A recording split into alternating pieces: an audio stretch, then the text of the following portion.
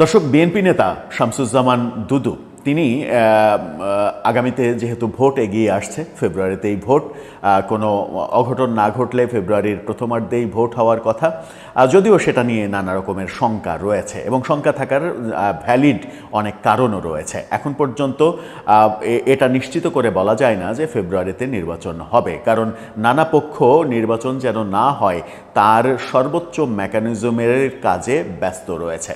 তবুও নির্বাচন নিয়ে কথা হবেই, নির্বাচন নিয়ে প্রস্তুতি থাকবেই।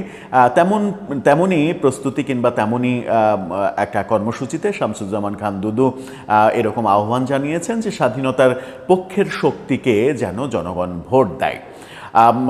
ইন্টারেস্টিংলি স্বাধীনতার পক্ষের শক্তি এই বাক্যটা কিংবা এই শব্দগুলো ব্যবহার করত এর আগে আওয়ামী লীগ নিজেদেরকে স্বাধীনতার পক্ষের শক্তি দাবি করে আসছে। এখন পর্যন্ত দাবি করার মানে শতভাগ কারণও রয়েছে, কারণ তাদের নেতৃত্বেই স্বাধীনতা হয়েছে এবং স্বাধীনতার পক্ষের শক্তি হিসেবে যতটুকু কর্মকাণ্ড বাংলাদেশে করার সেটার বেশিরভাগটাই আওয়ামী লীগ করেছে, অনেক বিতর্ক থাকা সত্ত্বেও।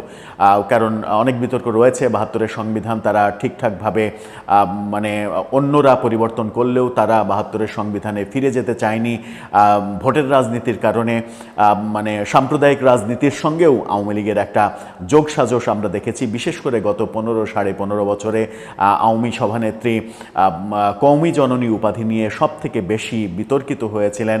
বাংলাদেশের শিক্ষা ব্যবস্থায় সাম্প্রদায়িক ব্যাপারগুলো ঢুকে যাওয়ার পেছনে আওয়ামী লীগ সরকার সব থেকে দায়ী, এই সমালোচনা রয়েছে। তবুও স্বাধীনতার পক্ষের শক্তি বলতে আমরা সাধারণত এখন পর্যন্ত আওয়ামী লীগকে বুঝে থাকি কিংবা নানাভাবে সেটা বুঝে থাকার কারণও রয়েছে। কিন্তু আমরাও আমাদের একাধিক কন্টেন্টে বলেছিলাম যে আওয়ামী লীগ যখন নেই তখন বিএনপির অন্তত সময় এসেছে যে তারা যে মুক্তিযুদ্ধের পক্ষের শক্তি সেটা প্রমাণ করা এবং সেটা প্রমাণের জন্য যে সকল কর্মকাণ্ড করা উচিত সেই কর্মকাণ্ডগুলো করা, যেন তাদের নেতা যেহেতু মুক্তিযুদ্ধের একজন সেক্টর কমান্ডার এবং তার নেতৃত্বে তৈরি হওয়া দল এবং প্রচুর মুক্তিযোদ্ধা বিএনপিতে স্টে করেন।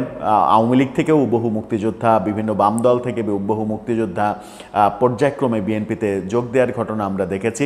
সুতরাং বহু মুক্তিযোদ্ধার দল বিএনপি কেন স্বাধীনতার পক্ষের শক্তি এই দাবিটা করতে পারবে না, এই আলোচনা কিন্তু বহুদিন থেকে হয়েছে, আমরাও বলেছে। কিন্তু শামসুজ্জামান খান দুদু তিনি যখন এই কথাটা বলছেন তখন একটা প্রশ্ন স্বাভাবিকভাবে প্যারালালি একটা প্রশ্ন আসেই যে স্বাধীনতার পক্ষের শক্তি হওয়ার জন্য যে কর্মকাণ্ড কিংবা যে ধরনের কথাবার্তা, যে ধরনের বয়ান প্রতিষ্ঠিত করা উচিত সেগুলো কি আপনারা শতভাগ পেরেছেন? কিংবা শতভাগ বাদ দিলাম, ৫১% কি পেরেছেন?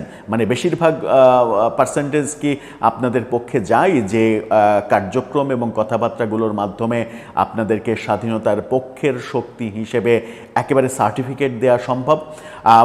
বাংলাদেশের মানুষ আপনাদেরকে স্বাধীনতার পক্ষের শক্তি হিসেবেই মানে সার্টিফিকেট দিতে চায়, আপনাদেরকে তো কোনোভাবেই স্বাধীনতার বিপক্ষের শক্তি কেউ ভাবে না। কিন্তু এই যে দাবি যে স্বাধীনতার পক্ষের শক্তি, এই দাবিটা আরও জোরালো হোক এবং এই দাবির এটার দাবিদার বিএনপিও হোক, এই প্রত্যাশা কিন্তু বাংলাদেশের জনগণের ছিল। কিন্তু প্রত্যাশা এবং প্রাপ্তির মাঝে একটা ফারাক সম্ভবত রয়েই গেছে। এমনকি শামসুজ্জামান খান দুদুর বিভিন্ন সময় কথা, সাম্প্রতিক সময়ে বিএনপি মহাসচিবের বিভিন্ন ধরনের কথা, গতকালকে পটুয়াখালীর গলাচিপায় এক বিএনপির জাতীয় কমিটির এক নেতার কথা, নানা কিছু নতুন করে প্রশ্ন তুলছে যে সেই দাবিটা যখন দুদু সাহেব তুলছেন সেই দাবির প্রেক্ষাপটে বর্তমান সময়েও যখন সুসময় এসেছে অনেক বেশি, তখনও তারা কার্যক্রমগুলো সেইভাবে নিতে পারছেন কিনা একটু বিবেচনা করে দেখব এই ভিডিওতে, সেরকম পথে বিএনপি চলতে পারছে কিনা। থাকবেন পলিটিক্স টিভির নিয়মিত আয়োজনে।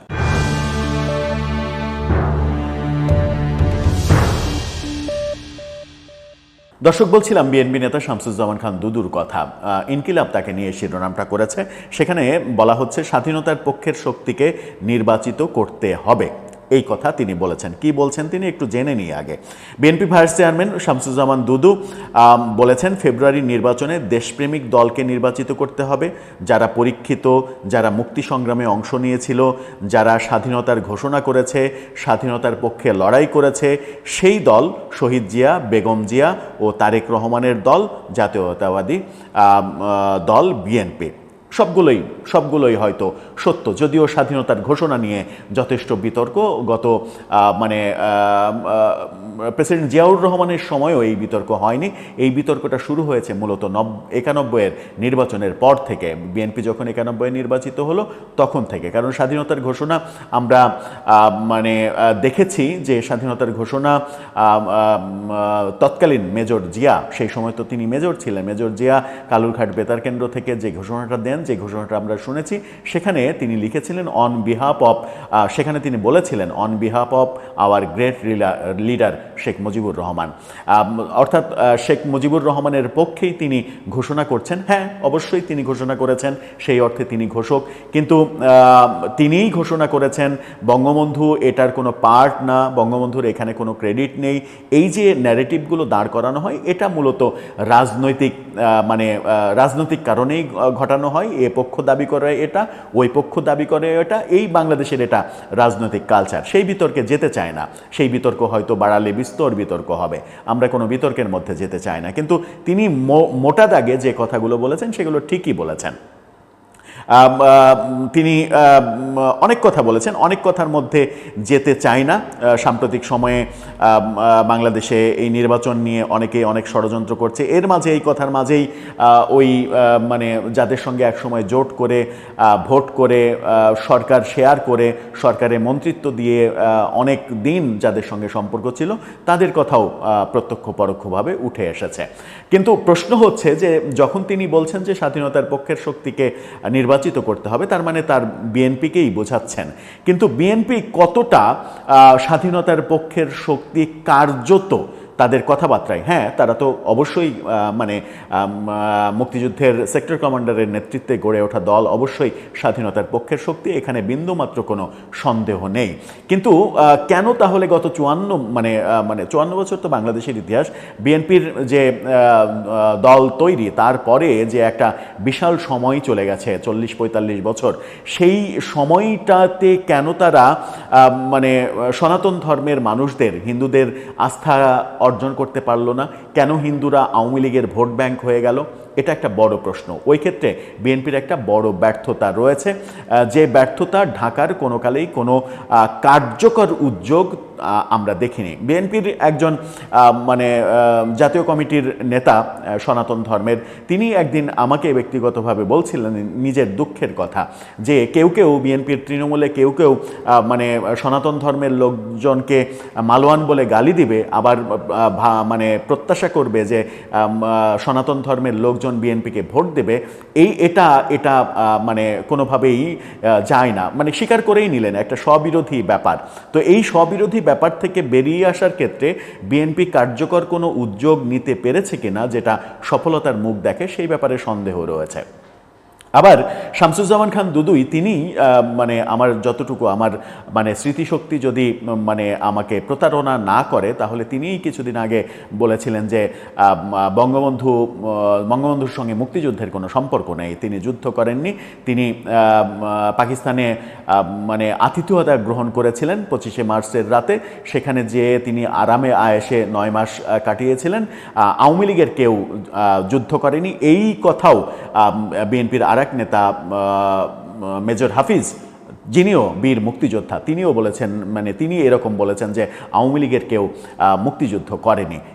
এই যে বয়ানগুলো আসলে মুক্তিযুদ্ধের পক্ষের শক্তির বয়ান হওয়ার কথা নয়। এই বয়ানগুলো দেওয়ার ক্ষেত্রে সচেতন থাকা উচিত, কারণ আওয়ামী লীগ বিরোধিতা একটা জিনিস, আওয়ামী লীগের যারা খারাপ কাজ করেছে তাদের বিরোধিতা, তাদের বিচার চাওয়া একটা জিনিস, কিংবা শেখ হাসিনার বিরোধিতা করা, শেখ হাসিনার সমালোচনা করা একটা জিনিস, আর মুক্তিযুদ্ধ মুক্তিযুদ্ধ একেবারে সেপারেট, একেবারে আলাদা জিনিস। আওয়ামী লীগ মুক্তিযুদ্ধ করেনি এই কথা যখন বিএনপির কোনো ডাকসাইটে নেতার মুখ থেকে আসবে, তখন কিন্তু ব্যাপারটা প্রশ্নবিদ্ধ হবে। তাহলে মুক্তিযুদ্ধ কে করেছে? মুক্তিযুদ্ধ কি স্বাধীনতা বিরোধী রাজাকার যাদেরকে বলি আমরা, তারা করেছে? তারা মুক্তিযুদ্ধ করে পাকিস্তান থেকে আমাদেরকে স্বাধীন করেছে? এই যে রাজনীতির কারণে রাজনৈতিক শিষ্টাচার বহির্ভূত এই কথাবার্তাগুলো মুক্তিযুদ্ধের পক্ষের শক্তির কথাবার্তা হতে পারে না। আবার বলতে পারেন যে বিএনপির সমালোচনা করছি, আওয়ামী লীগের সমালোচনা কেন করছি না? হ্যাঁ, আওয়ামী লীগেরও সমালোচনা রয়েছে। আওয়ামী লীগ মুক্তিযুদ্ধের পক্ষের শক্তি হিসেবে যখন মেজর জিয়া, যিনি সেক্টর কমান্ডার, তার মুক্তিযুদ্ধের উপাধি যেটা বীরুত্তম খেতাব বঙ্গবন্ধু নিজে দিয়েছিলেন, সেটা কেড়ে নেয়া এবং তাকে মুক্তিযুদ্ধ করেননি এরকম ব্যাপার প্রতিষ্ঠিত করার আওয়ামী লীগের উদ্যোগটাও খুবই বাজে উদ্যোগ, অগ্রহণযোগ্য উদ্যোগ, সেটাও হতে পারে না। কিন্তু আওয়ামী লীগের প্রসঙ্গে এখানে কথা হচ্ছে না, আওয়ামী লীগের কোনো নেতার কোনো বয়ান নিয়ে কথা হচ্ছে না। মানে বাস্তবতা উপলব্ধি করার জন্য বলে রাখলাম যে তাদের এই কর্মকাণ্ডটাও অবশ্যই সমালোচিত কর্মকাণ্ড। কিন্তু একজন বীর মুক্তিযোদ্ধা যখন বলেন আওয়ামী লীগের কেউ যুদ্ধ করেনি, তখন সেটা খুবই হাস্যকর। এবং সেটা বিএনপি নেতা, যখন বিএনপি নেতা দুদু নিজেই বলেন যে বঙ্গবন্ধু মুক্তিযুদ্ধ করেননি, বঙ্গবন্ধু মুক্তিযোদ্ধা না, অথচ মুক্তিযোদ্ধারা এখনও তো সেই রেকর্ডগুলো আমরা দেখি, আমার নেতা, তোমার নেতা, শেখ মুজিব, সেটা তো মুক্তিযোদ্ধারাই স্লোগান দিচ্ছে। সেই স্লোগান দিয়ে বঙ্গবন্ধুকে নেতা মেনেই তো এদেশে মুক্তিযুদ্ধ হয়েছে, এবং বঙ্গবন্ধুকে নেতা মেনে মুক্তিযুদ্ধ হয়েছে বলেই তো বঙ্গবন্ধু ৭২-এর 10 জানুয়ারি দেশে ফিরে রাষ্ট্রের দায়িত্ব নিয়েছেন। দায়িত্ব নেয়ার পরে ৭২-এর পর থেকে ৭৫ পর্যন্ত তার অনেক ব্যর্থতা থাকতে পারে, একজন সরকার প্রধান হিসেবে তার অনেক ব্যর্থতা থাকতে পারে, সেটা ভিন্ন বিষয়। কিন্তু মুক্তিযুদ্ধ করেননি, তার মুক্তিযুদ্ধের সঙ্গে তার কোনো সম্পর্ক নেই। আবার বলা হচ্ছে যে বলার চেষ্টা করা হয় যে মুজিবনগর সরকারের লোকজন সব ভারতে পালিয়ে গিয়েছিল।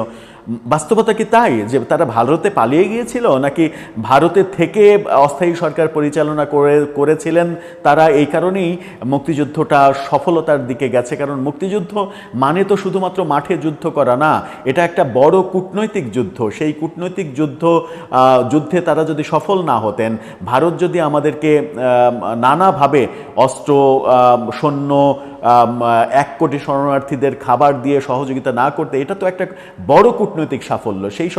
সেই সাফল্যটা তো এনেছে ওই মুজিবনগর সরকার। তো তারা যুদ্ধ করেনি, তারা ভারতে পালিয়ে গিয়েছিল, এই ন্যারেটিভ যদি আপনি তৈরি করেন। আবার গতকালকে সবথেকে হতাশার ব্যাপার সেটা হচ্ছে যে গতকালকে বিএনপির মহাসচিব মির্জা ফখরুল বললেন যে শেখ হাসিনা মিথ্যা মামলায় কোনো ধরনের অপরাধ না থাকা সত্ত্বেও মিথ্যা মামলায় আলেম ওলামাদের আন্তর্জাতিক অপরাধ ট্রাইব্যুনালে ফাঁসি দিয়েছে। তার মানে চিহ্নিত যুদ্ধাপরাধী হিসেবে যারা বাংলাদেশে স্বীকৃত, তাদেরকে মিথ্যা মামলায় শেখ হাসিনা ফাঁসি দিয়েছেন। এই কথা যখন বিএনপির মহাসচিব বলেন, তখন শামসুজ্জামান দুদুর এই দাবিটা যে মুক্তিযুদ্ধের পক্ষের শক্তিকে ভোট দেবেন, এই দাবিটা অনেক দুর্বল দাবি হয়ে যায়। আমার মনে হয় যে এই আশাহত করা ব্যাপারগুলো থেকে তাদেরকে ইউটার্ন করতে হবে।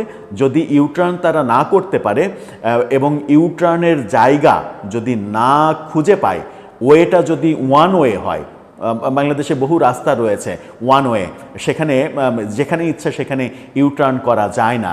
যদি তাদের রাস্তাটা ওয়ান ওয়ে রাস্তা হয়ে যায় এবং রাস্তার মাঝখানে যদি ডিভাইডার থাকে, তাদের যদি ইউটার্ন করার ওয়ে না থাকে, ইউটার্ন করার যদি স্কোপ না থাকে, ইউটার্ন করার যদি ফাঁক ফোকর তারা খুঁজে না পায়, তাহলে শামসুজ্জামান দুদুর এই দাবিটা প্রতিষ্ঠিত করতে তাদের অনেক বেশি বেগ পেতে হবে। আমার মনে হয় যে এখনই তাদের এই ব্যাপারগুলো সচেতনভাবে লক্ষ্য করা উচিত এবং তাদের কর্ম উদ্যোগটা সেরকমই হওয়া উচিত যেন ওই সনাতন হিন্দুদের ভোট ব্যাংক শুধু আওয়ামী লীগের ভোট ব্যাংক হবে, হিন্দুরা অন্য কাউকে ভোট দিতে ভয় পাবে, এই যে ব্যাপারগুলো তাদের রাজনৈতিক ক্যাপাসিটি দিয়ে, রাজনৈতিক কর্মকাণ্ড দিয়ে এবং মুখনিসৃত যে বাণী, যে সকল বাণীই মূলত সমস্যা তৈরি করে, মুখনিসৃত সেই সকল বাণী থেকে বিরত থাকতে হবে। বিরত থাকলেই শুধুমাত্র আওয়ামী লীগ নিজেদেরকে মুক্তিযুদ্ধের পক্ষের শক্তি হিসেবে যে এতদিন পর্যন্ত গত 54 বছর ধরে দাবি করে আসছে, সেখানে বিএনপিও একটা বড় দাবিদার হতে পারবে সত্যি সত্যিই। দর্শক, এ ব্যাপারে আপনার ভাবনা জানিয়ে লিখতে পারেন আমাদের কমেন্ট বক্সে।